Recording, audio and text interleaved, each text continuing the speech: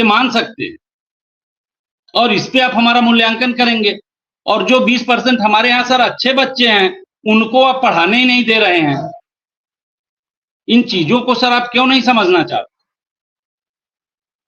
हम विद्यालय चलाते हैं सर, हम आपको अपना वीडियो भेज देंगे, कुछ आप देखिएगा। रेमिडियल क्लास जिसमें 90 से 126 बच्चे रहते थे, उनको मैं अकेले पढ़ाता था। मेरे 5 टीचर्स, 2 शिक्षा मित्र, रेगुलर बच्चे जो लिख लेते हैं, प्रश्न समझ लेते हैं, उत्तर पढ़ लेते हैं, याद कर लेते हैं, बोल लेते हैं, उन्हीं को पढ़ाते थे। जो हमारे ऐसे बच्चे होते थे, इनको नहीं जाइए आप सर की क्लास में जाइए, उनको मैं पढ़ाता था। और उनमें से पढ़ा के मैंने 10 बच्चे ऐसे हैं जिनको मैंने हाई स्कूल पास करा दिया।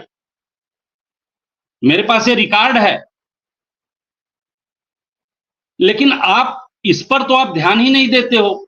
आप कहते हो सारे बच्चे को एक लेवल पे ले आओ, जोड़ घटाना गुणा भाग और इतना पढ़ ले, 3 अक्षर लिख ले, 5 लाइन पढ़ ले, 10 वाक्य पढ़ ले। ये आप हमारे साथ मजाक कर। और कुछ हमारे भाई बंधु भी ऐसे हैं, जरूर हैं, तभी तो ये संख्या आ रही है 4571।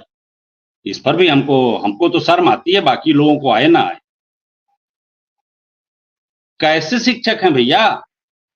हो सकता है कि पूर्वा छोटा हो तो उसका आकलन कराइए और जवाब दीजिए।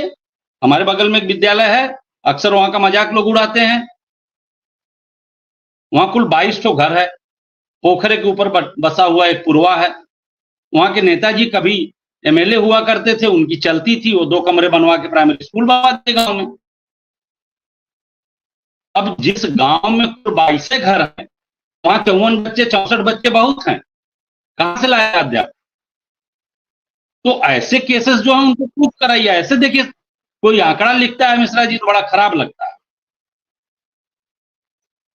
लेकिन बावजूद इसके अगर ये आंकड़े आ रहे हैं तो इस पे हमको सोचना होगा, इसका हमें परीक्षण करना। ऐसा कैसे? मैं तो गारंटी के साथ कहता, बच्चे सर। नमस्कार, आप सब जितने भी शिक्षा मित्र साथी हैं, आप सभी को लेकर एक बड़ी खबर सामने आ रही है। जैसा कि आप सभी अच्छे से जान रहे होंगे कि लोकसभा सत्र के दौरान विधानसभा में भी, लोकसभा में भी आप सभी के लिए कई सांसदों के द्वारा आवाज उठाई गई थी। आप सभी के मानदेय वृद्धि, आप सभी के समायोजन को लेकर सरकार ने मांग की थी कि आप सभी का समायोजन कराया जाए। जब से आप सभी का समायोजन रद्द हुआ है, तब से आप सभी के मानदेय में किसी प्रकार की कोई वृद्धि नहीं हुई। केवल 35,000 से घटाकर 10,000 कर दिया गया था। इस बात को लेकर कई बार सवाल उठाए गए थे। अभी भी आप सभी के मानदेय को लेकर अक्सर सरकार से सवाल पूछे जा रहे हैं कि आखिर सरकार हर काम कर रही है, लेकिन शिक्षा मित्रों के मानदेय में किसी भी प्रकार की कोई वृद्धि क्यों नहीं कर रही, उनके समायोजन पर कोई भी बात क्यों नहीं कर रही है। फिलहाल एक बयान आप सभी के लिए आया है, इसलिए आप सभी इस वीडियो को पूरा जरूर देखिए और इस वीडियो को लेकर जो भी राय हो हमें कमेंट बॉक्स में कमेंट करके बताएं। मुश्किल नहीं है, मुश्किल हमारे नियम है। आप हमको कहोगे कि 6 साल से कम के बच्चे का एडमिशन मत करो, वहां 3 साल पे बयाना हो जाता है। 1 साल गाड़ी की फीस आपसे नहीं लेंगे, आप बच्चे को भेज दीजिए,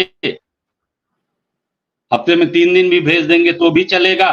अब वो 1 साल गया किसी स्कूल में, 2 साल गया, उसके बाद वो 6 साल का हुआ, हम जाएंगे कहेंगे भैया हमारे यहाँ एडमिशन करा दो, कराएगा कोई सर? तो ये रेस्ट्रिक्शंस जो है ना, हमारे स्कूलों में हम जब पढ़ते थे, आप भी पढ़े होंगे, एक छोटी गोल होती थी, एक बड़ी गोल होती थी, फिर 1 2 3 4 5 होते थे, और उसको हमारे समय तक चला है, हमने चलाया है, हम चलाने को तैयार हैं। हमारे पास हैंड्स हैं, हमारे पास शिक्षा मित्र हैं, हमारे पास अनुदेशक हैं।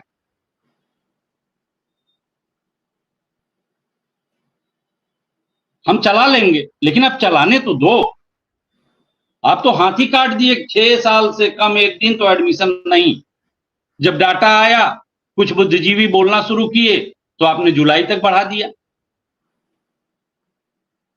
तो ये चीजें जो आप करते हैं, प्रयोग करते हैं, भाई आपने हमारा मुकाबला किससे? कॉन्वेंट से कराया।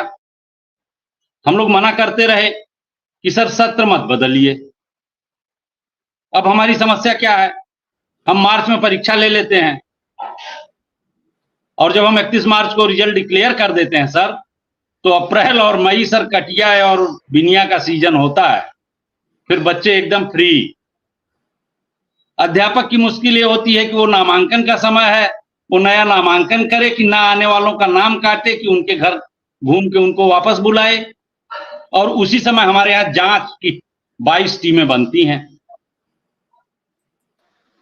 हमारे भौगोलिक सामाजिक नियमों को आपको समझना होगा, पर्यावरण को आपको समझना होगा। हमारे यहाँ सत्र जुलाई से जून चलता था, क्यों चलता था, उसके पीछे कारण था। अब चलिए ठीक है, अप्रैल मई हम बेईमान बन जाते हैं। तो ये जो चीजें हैं, राय साहब आप जी ठीक कह रहे हैं कि शिक्षा की व्यवस्थाएं तो सरकार गड़बड़ाती है। रोज नए कानून, रोज नए नियम। हमारे साथ आदरणीय राजन देव जी आ चुके हैं, वरिष्ठ पत्रकार हैं और हमेशा शिक्षा मित्र और अनुदेशकों की आवाज मुखर करते हैं। शिक्षकों की आवाज पर कुछ न कुछ लिखना इनका ध्येय रहता है। मैं स्वागत करता हूं और अभिनंदन करता हूं।